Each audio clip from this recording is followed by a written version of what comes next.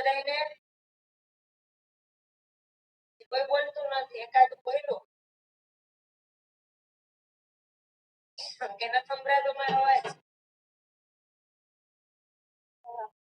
જો કરતો તો મને ખબર પડી જાય. ચાલુ કરજો પેલા.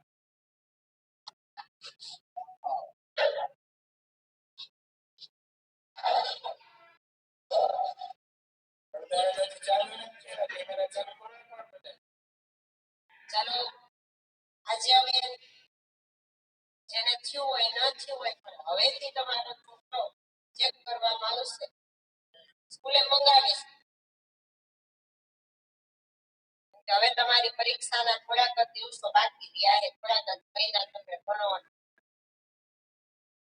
મહેનત મંડો કરવા, મંડો વાંચવા. ચાલો હવે આજે આપણે વિદ્યુત પ્રવાહની તાપીય અસરના વ્યવહારિક ઉપયોગો, એનો ઉપયોગ ક્યાં ક્યાં થાય એ આપણે ભણીએ. વિદ્યુત પ્રવાહની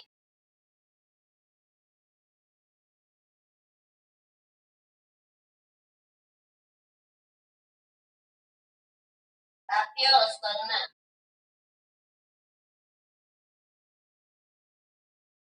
વ્યવહારિક ઉપયોગો. હવે વિદ્યુત પ્રવાહની તાપીય અસર એટલે આપણે જોયું કે જે પદાર્થની અંદર, જે સાધનની અંદર ઉષ્મા ઉત્પન્ન થાય, ઉષ્મા એટલે ગરમી, ગરમી ઉત્પન્ન થાય એને શું કહેવામાં આવે છે? વિદ્યુત પ્રવાહની તાપીય અસર. ઉદાહરણ તરીકે ટોસ્ટર હતું, ઇસ્ત્રી હતી, આ બધા છે એ કોના ઉપર કામ કરે છે? તો કે વિદ્યુત પ્રવાહની તાપીય અસર ઉપર કામ કરે છે. પછી પંખામાં ઉષ્મા ઉત્પન્ન થાય છે, પંખો હાલે છે તો એમાં ઉષ્મા ઉત્પન્ન થાય છે, પણ આની જે ઉર્જા છે એનો ઉપયોગ નથી કરી શકાતો, એ વ્યય પામે છે. તમે એનો સંગ્રહ કરો છો કે પંખામાં જે ગરમી ઉત્પન્ન થાય છે એ ગરમીનો આપણે ઉપયોગ કરતા નથી, એટલે કે એનો શું પામતો હોય છે? વ્યય પામતો હોય છે. એને શું કહેવામાં આવે છે? વિદ્યુત પ્રવાહની તાપીય અસર. હવે આપણે વિદ્યુત પ્રવાહની તાપીય અસરના વ્યવહારિક, આપણે વ્યવહારમાં એનો ક્યાં ક્યાં ઉપયોગ કરીએ એ જોઈએ. તો કે કોઈ પણ વાહકમાં ઉષ્મા ઉત્પન્ન થવી તે વિદ્યુત પ્રવાહનું અનિવાર્ય પરિણામ છે. કોઈ પણ સાધન હોય, તમે વિદ્યુત પ્રવાહનું કોઈ પણ સાધન વાપરો તેમાં ઉષ્મા ઉત્પન્ન થાય. અમુક સાધનની ઉષ્માનો આપણે ઉપયોગ કરી શકીએ અને અમુક સાધનો છે એની ઉષ્માનો શું પામતો હોય છે? વ્યય. જે લેમ્પ છે એ જાજો સમય ચાલુ લે, પછી તમે એની સ્વિચ બંધ કરીને તમે લેમ્પને અડશો, બલ્બને, તો બલ્બ તમને ગરમ લાગશે. તો એની જે ઉર્જા ઉત્પન્ન થાય છે એ ઉર્જાનો તમે વ્યવહારમાં ઉપયોગ કરતા નથી. ઘણા કિસ્સામાં તે અનિચ્છનીય છે, એટલે કે એનો ઉપયોગ અનિચ્છનીય, ઉષ્મા ઉત્પન્ન થાય છે પણ એનો ઉપયોગ આપણે ક્યાંય કરતા નથી. કેમ કે ઉપયોગી વિદ્યુત ઉર્જાનું ઉષ્મામાં રૂપાંતર કરે છે. જે ઉપયોગ થતો હોય એ વિદ્યુત ઉર્જાનું શેમાં રૂપાંતર કરે છે? ઉષ્મા ઉર્જામાં. ઉદાહરણ તરીકે ઇસ્ત્રી, એ વિદ્યુત દ્વારા ઉષ્મા એટલે કે ગરમી આપે છે. તમે એને ચાલુ કરો છો તેમાં વિદ્યુત પ્રવાહ પસાર થાય છે, એટલે વિદ્યુત ઉર્જાનું શેમાં રૂપાંતર કરે છે? ઉષ્મા ઉર્જામાં રૂપાંતર કરે. આ યાદ રાખજો. મોસ્ટ ટાઈમની પ્રશ્ન છે, તમારી પાસે ચોકી હોય અંડરલાઈન કરજો.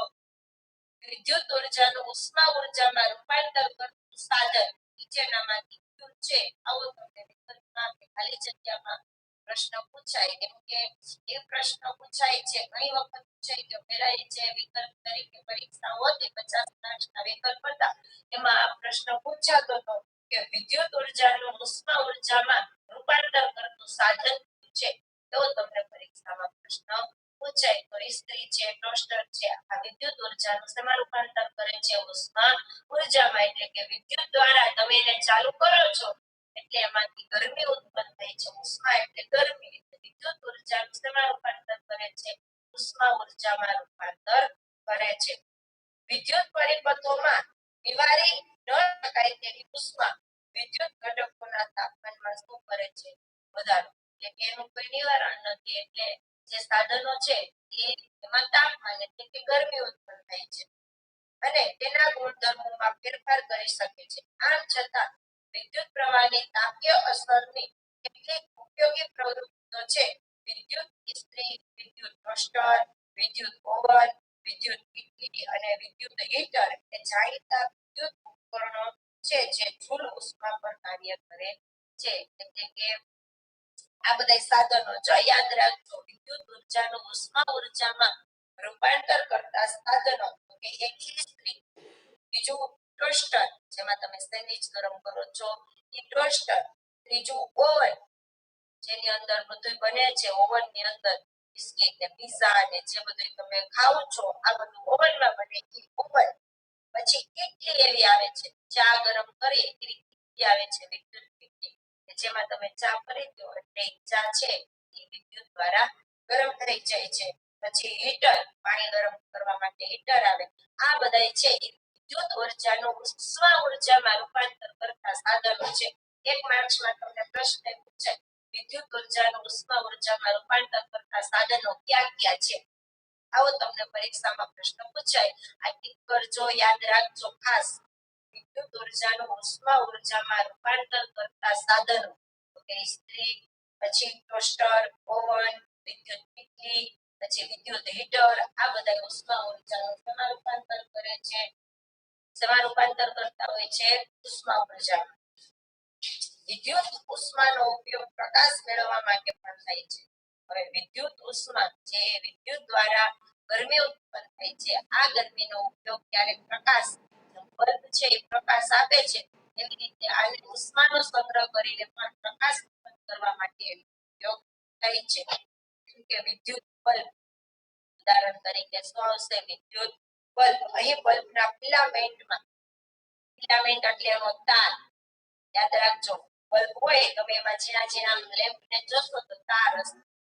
એટલે કે ફિલામેન્ટમાં થતી ઉષ્મા શક્ય તેટલી રોકી રાખવી જોઈએ જેથી તે ગરમ થઈને પ્રકાશ ઉત્સર્જિત કરે. એટલે કે ફિલામેન્ટનો તાર છે બલ્બની અંદર ઉષ્મા ગરમીને રોકી રાખે છે એટલે આપણને બલ્બ કેવો આપે છે? પ્રકાશ આપે છે.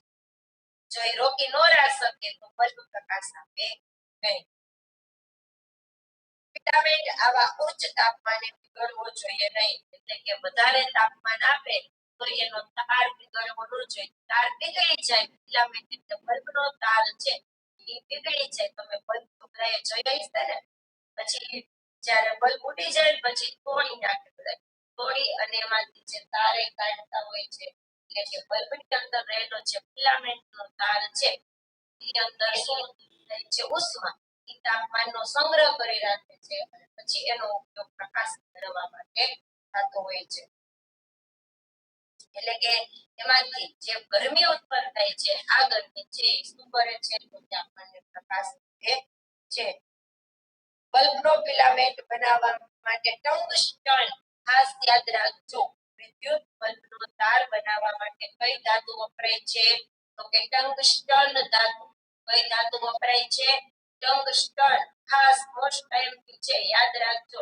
વિદ્યુત બલ્બનો ફિલામેન્ટ એટલે કે તાર બનાવવા માટે કઈ ધાતુનો ઉપયોગ થાય છે?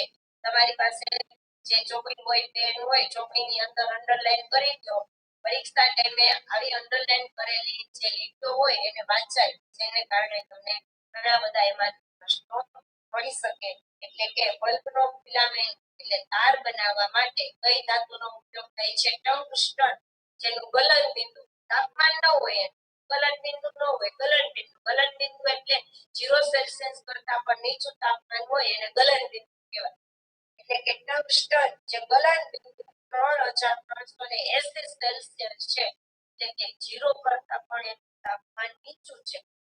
ગલન બિંદુ એટલે નીચું, 0 કરતા પણ નીચું, જેમાં બરફ બની જાય તેને શું કહેવામાં આવે છે? ગલન બિંદુ. અને ઉત્કલન બિંદુ કે જે પાણીને તમે ગરમ કરો ને ઉકળે એને ઉત્કલન બિંદુ કહેવાય. જેવી ઉચ્ચ ગલન બિંદુ ધરાવતી મજબૂત ધાતુ વપરાય છે જેને કારણે તમે આખો દિવસ બલ્બને ચાલુ રાખો 24 કલાક તો એનો બલ્બ છે એનો ફિલામેન્ટ તાર ગરમ નથી થતો, તાર ગરમ થઈ અને પીગળી જતો નથી. નકર જો તાર ગરમ થઈને પીગળી જાય તો બલ્બ છે એ વારે ઘડીએ બદલાવવો પડતો હોય છે. ફિલામેન્ટને અવાહક ટેકાની મદદથી શક્ય તેટલી ઉષ્મીય રીતે અલગ રાખવામાં આવે છે. અવાહક ટેકાની એને આમ ટેકો આપેલો હોય એનાથી જે કાચ હોય કાચ એને અલગ રાખવામાં આવે, જુદો રાખવામાં આવે, છેટો રાખવામાં આવે જેને કારણે એમાં ઉષ્મા જે ઉત્પન્ન થાય છે એ છે એ ક્યાંય અડતી નથી એટલે એ તારને વધારે ગરમ કરે છે, જેથી ઉષ્મીય રીતે અલગ રાખવામાં આવે છે. બલ્બમાં રાસાયણિક રીતે નિષ્ક્રિય એવા નાઇટ્રોજન અને આર્ગન વાયુ ભરવામાં આવે. બલ્બની અંદર જ્યાં આપણો બલ્બ હોય એમાં નિષ્ક્રિય બે વાયુઓ છે, એક નાઇટ્રોજન વાયુ અને એક આર્ગન વાયુ. આ બલ્બને જ્યારે પેક કરે છે તારથી, ત્યારે એની અંદર આવા બે વાયુઓ ભરવામાં આવે છે. ક્યાં બે વાયુઓ ભરવામાં આવે છે આ ખાસ યાદ રાખજો. એની અંદર જે બલ્બ હોય એનો ફિલામેન્ટ એટલે તાર, ખાસ યાદ રાખજો. વળી તમે પરીક્ષામાં કેવો પિક્ચર આવું પ્રમાણે કઈ નથી આવડતું, એટલે કે ફિલામેન્ટ એટલે તાર. જે બલ્બની અંદર તાર વપરાય છે એ કઈ ધાતુનો વપરાય છે તો કે ટંગસ્ટન. એનો કલર સૌથી ઊંચો એટલે કે 0 સેલ્સિયસ કરતા પણ નીચું કલર હોય, તાપમાન હોય એને ગલન બિંદુ કહેવાય. એટલે 3380 સેલ્સિયસ તાપમાન છે, આટલા ઉચ્ચ ગલન બિંદુને કારણે એનો ફિલામેન્ટનો તાર છે એ પીગળતો નથી. અને એની અંદર જે બલ્બની અંદર બે નિષ્ક્રિય વાયુઓ ભરવામાં આવે છે. ક્યાં બે વાયુઓ ભરવામાં આવે તો કે નાઇટ્રોજન અને એક આર્ગન. નાઇટ્રોજન સાવ નિષ્ક્રિય વાયુ છે, એટલે જ હવામાં એનું પ્રમાણ વધારે છે. કેમ કે ઓક્સિજન છે આગ જલ્દી પકડી લે, એટલે દરેક જગ્યાએ તમે સળગાવો છો તો સીધી આગ લાગતી નથી. એટલે કે નાઇટ્રોજન વાયુ નિષ્ક્રિય વાયુ છે, જે હવામાં એનું પણ પ્રમાણ વધારે છે.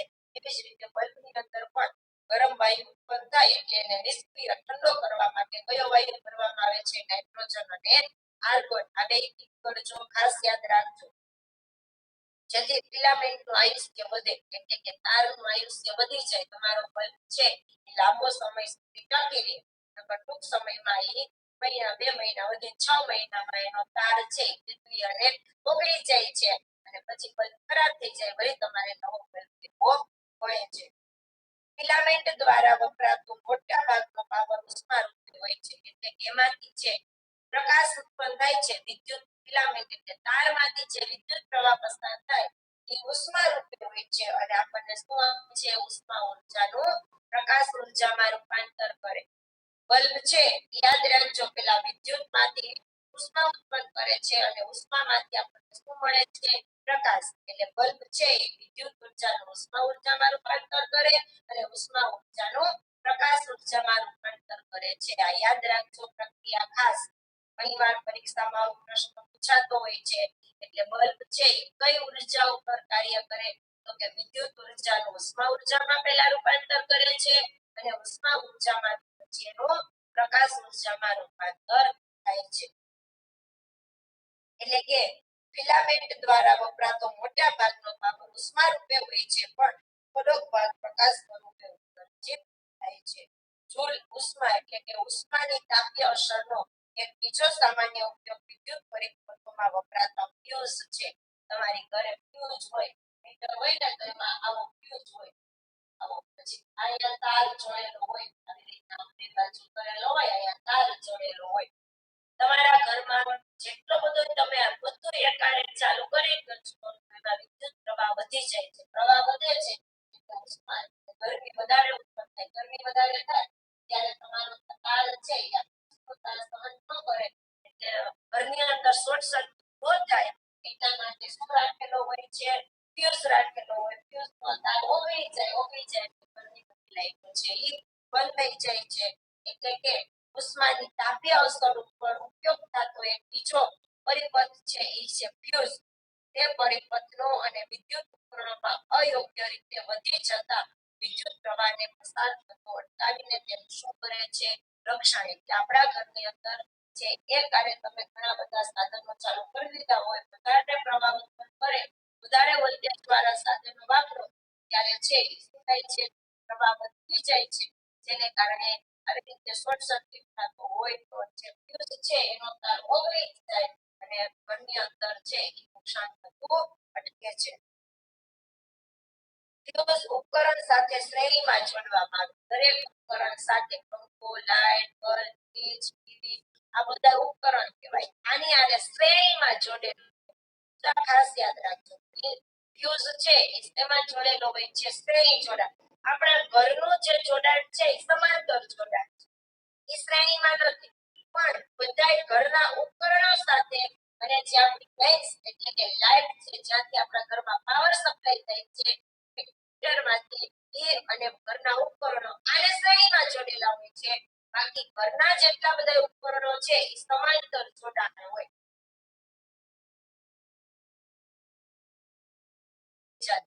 જ્યારે શ્રેણી જોડાણમાં તો એવું હોય કે એક ઉપકરણ ખરાબ થાય એટલે ઘરના દરેક ઉપકરણ ખરાબ થઈ જાય. એટલે કે અહીંયા તમે આ એક ફ્યુઝન છે જે શ્રેણીમાં જોડેલું હોય, આ એક ફ્યુઝ અને આપણા ઘરના જેટલા બધા સાધનો છે એ શ્રેણીમાં જોડેલા હોય. બાકી ઘરની અંદરના જેટલા ઉપકરણો છે સમાંતર જોડાણમાં હોય. ખાસ ધ્યાન રાખો, ઘરની અંદર પંખો, ફ્રીજ, કોઈ પણ સાધન તમે વાપરો એ સમાંતર જોડાણ.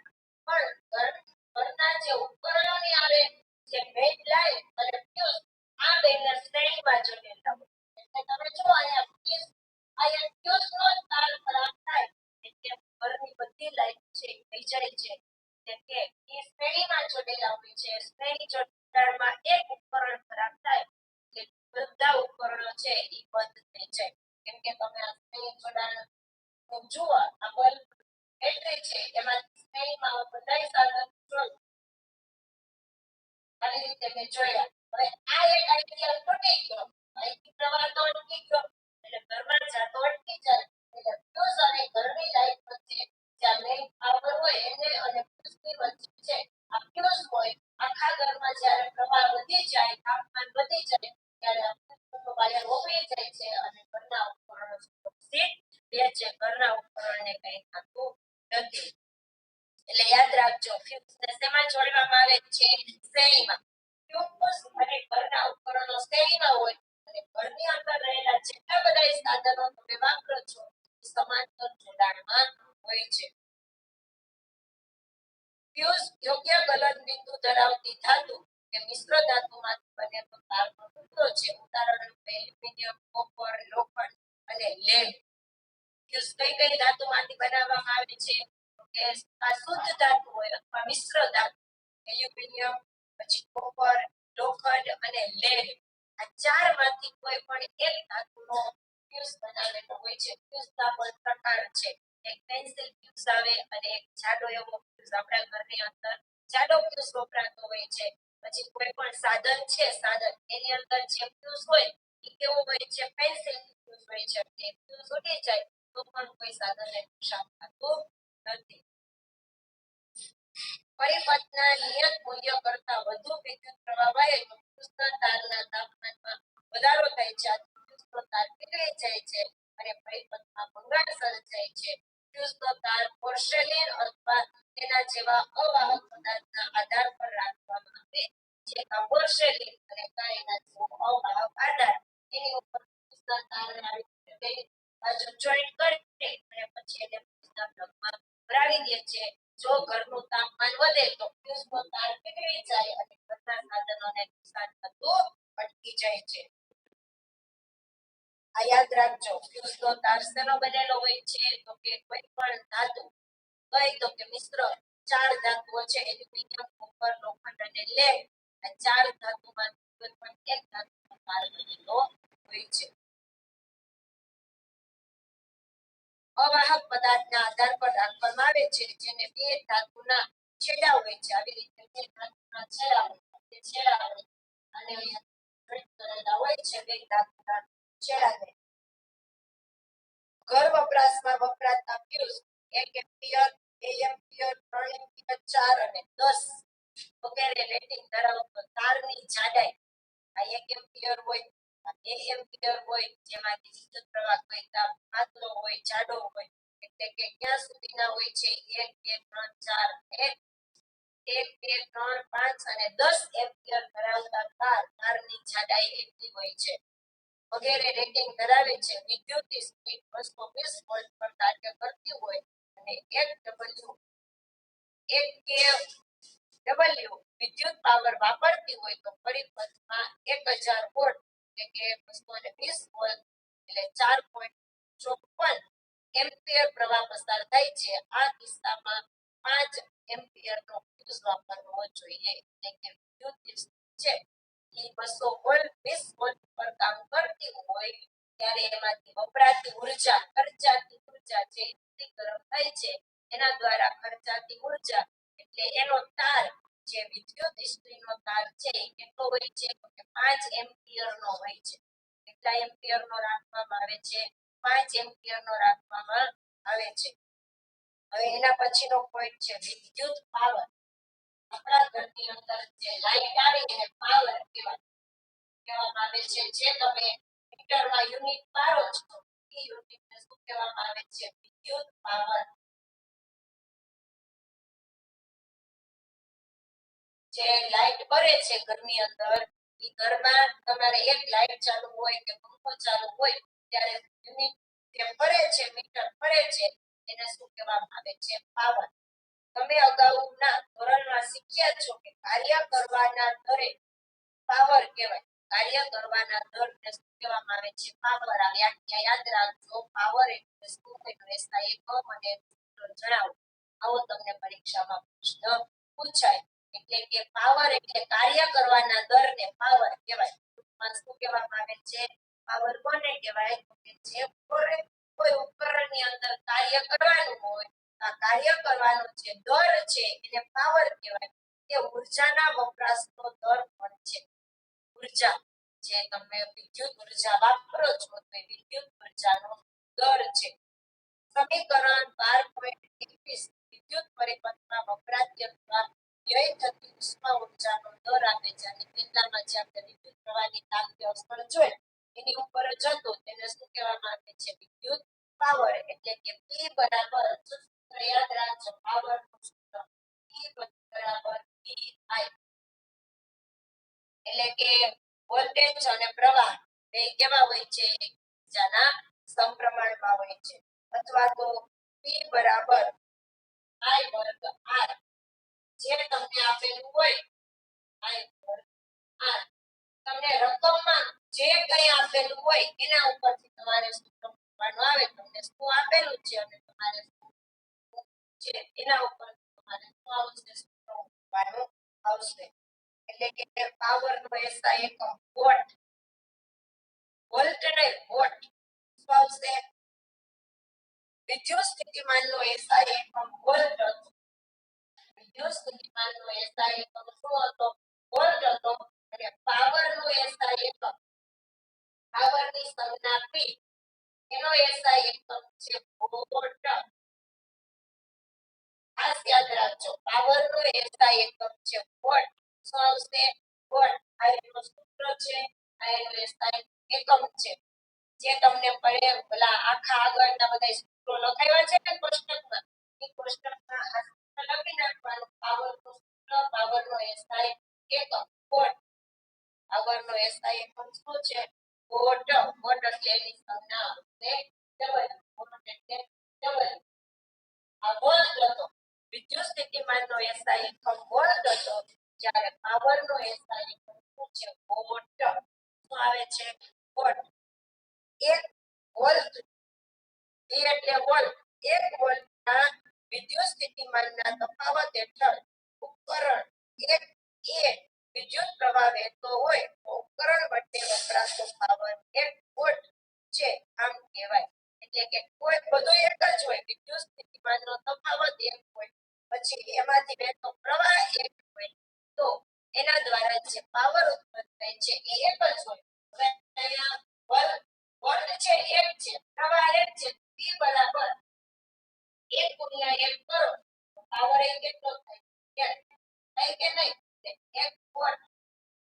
એટલે વિદ્યુત સ્થિતિમાનનો તફાવત 1 હોય અને તેમાંથી વહેતો પ્રવાહ 1 હોય તો ઉપકરણ વડે વપરાતો પાવર પણ 1 વોટ થાય. 1 વોટ બરાબર 1 વોલ્ટ ગુણ્યા 1 એમ્પિયર. આ 1 વોલ્ટ એને ગુણ્યા 1 એમ્પિયર. P બરાબર PI એટલે આ ગુણાકારમાં આવશે. એટલે 1 શું આવશે? વોટ આવશે. 1 વોટ આવશે.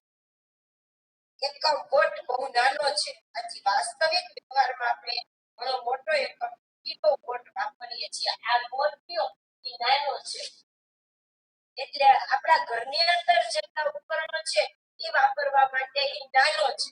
ખાલી આ તો તમે બેટરી દ્વારા ઉત્પન્ન થતો હોય આવી રીતના બેટરી દ્વારા હોય ત્યારે એના માટે બરોબર છે, પણ જ્યારે ઘરની અંદર વપરાય ત્યારે આ વોટ એકદમ નાનો છે એટલે એને કિલો વોટ અવર વાપરવામાં આવે છે. શું વાપરવામાં આવે છે? કિલો વોટ અવર કે WH કિલો વોટ અવર એવો ઉર્જા વાપરવામાં આવે છે. kWh કિલો વોટ અવર આવી રીતે સંજ્ઞા છે. kWh કિલો વોટ અવર અવર એટલે કલાક, કિલો વોટ એટલે કે મોટા સાધનો જ્યારે વપરાય છે ત્યારે શું વાપરવામાં આવે છે? કિલો વોટ એટલે કે એકમ વોટ બહુ નાનો છે. વાસ્તવિક વ્યવહારમાં આપણે ઘણો મોટો એકમ કિલો વોટ વાપરીએ છીએ. 1 કિલો બરાબર 1000 વોટ. તમે ગણિતમાં ભણો જ છો કે 1000 કિલોગ્રામ હોય તો 1000 ગ્રામ બરાબર 1 કિલો. એટલે અહીંયા 1000 વોટ હોય ત્યારે 1 કિલો વોટ 1000 વોટ હોય ત્યારે શું હોય છે? 1 કિલો વોટ હોય છે. 1 કિલો વોટ એટલે 1000 વોટ. વોટ સાવ નાનો એકમ છે. ગ્રામની અંદર જેમ ગ્રામ ને કિલોગ્રામ આવે છે એમ ગ્રામ નાનો છે અને કિલોગ્રામ મોટો છે. એવી જ રીતે અહીંયા વોટ નાનો એકમ છે અને કિલો વોટ મોટો એકમ છે. 1000 વોટ હોય ત્યારે 1 કિલોગ્રામ હોય. ખાસ યાદ રાખજો 1000 વોટ 1000 વોટ બરાબર 1 કિલો વોટ. 1000 વોટ બરાબર 1 કિલો વોટ. આ એકમ ખાસ યાદ રાખજો. હવે વિદ્યુત ઉર્જા એ પાવર અને સમયનો ગુણાકાર છે. વિદ્યુત ઉર્જા છે એ પાવર અને સમય એનો બેનો ગુણાકાર છે. વિદ્યુત ઉર્જા છે આપણા ઘરમાં જે પાવર વપરાય છે એ તમે 2 કલાક 5 કલાક 10 કલાક એમ વાપરો છો ને, આખી રાત વાપરતા હોય 12 કલાક 24 કલાક આમ આપણે એટલે કે વિદ્યુત પાવર અને જે આપણા સાધનો છે સમયનો શું છે? ગુણોત્તર છે, ગુણાકાર છે. તેથી વિદ્યુત ઉર્જાનો એકમ વોટ અવર. એટલે વિદ્યુત ઉર્જા જે ખાલી પાવર હતો એનો SI એકમ વોટ છે, પણ વિદ્યુત ઉર્જાનો SI એકમ શું છે? Watt hour. એટલે કે વોટ અને એની સમય એ વોટ અવર. જ્યારે 1 વોટ પાવર 1 કલાક માટે વપરાતી વાપરીએ તો 1 વોટ અવર કહેવાય. હવે આપણે એક બલ્બ છે એ 1 કલાક માટે ચાલુ રાખીએ છીએ. સમય એ છે જો અહીંયા સમય અને વોટ છે એ એકબીજાના ગુણાકારમાં હોય. એટલે કે 1 વોટ પાવર 1 કલાક માટે વાપરીએ ત્યારે ઉર્જા 1 વોટ અવર કહેવાય. વિદ્યુત ઉર્જાનો વ્યવહારિક એટલે કે ઔદ્યોગિક એકમ કિલો વોટ અવર છે. આપણે એનો વ્યવહારમાં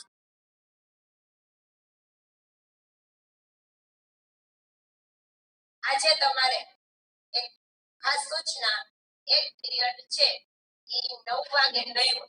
આજે જે 9 વાગે જે લેક્ચર હોય એ 9 વાગે લેક્ચર નહીં હોય. એ લેક્ચર આજ સીધો 10 વાગે હશે. યાદ રાખજો આજે 9 વાગે લેક્ચર નહીં હોય 10 વાગે હશે. આ પૂરો થાય લેક્ચર એટલે 9 વાગે નહીં હોય અને સીધો તમારે 10 વાગે હશે. હવે વિદ્યુત ઉર્જાનો વ્યવહારિક એટલે કે ઔદ્યોગિક એકમ કિલોવોટ અવર. એટલે આપણે એને નાનું આપણા ઘરમાં કઈ એક સાધન ન ચાલુ બધું ચાલુ હોય, ફ્રીજ હોય, ટીવી હોય, પંખો હોય, પછી ઘરમાં બીજા બધા ઉપર એક રહેતો હોય નીચે રહેતા હોય બધી જગ્યાએ લાઈટ પંખા બધું ચાલુ હોય છે. એટલે એ ખાલી વોટમાં નથી વપરાતો તો એમાં વિદ્યુત ઉર્જા વધારે વપરાય છે. એટલે વ્યવહારમાં આપણે શું વાપરીએ છીએ? Kilowatt hour. ખાલી વોટ એટલે તો એ નાનો એકમ જેમાં ગ્રામ હોય ગ્રામ એમ ખાલી નાનો એકમ એટલે વોટ. પછી 1000 વોટ હોય ત્યારે 1 વોટ થાય. 1000 વોટ હોય ત્યારે 1 વોટ થાય છે. એટલે કે સામાન્ય આપણે જેને યુનિટ કહીએ આપણા ઘરમાં જે ઉર્જા વાપરીએ એને આપણે શું કહીએ છીએ? યુનિટ. એટલે તમારું જે બિલ આવે એ શેમાં આવતું હોય છે? યુનિટ ની અંદર આવતું હોય છે. 1 કિલો વોટ બરાબર 1000 વોટ ગુણ્યા 3600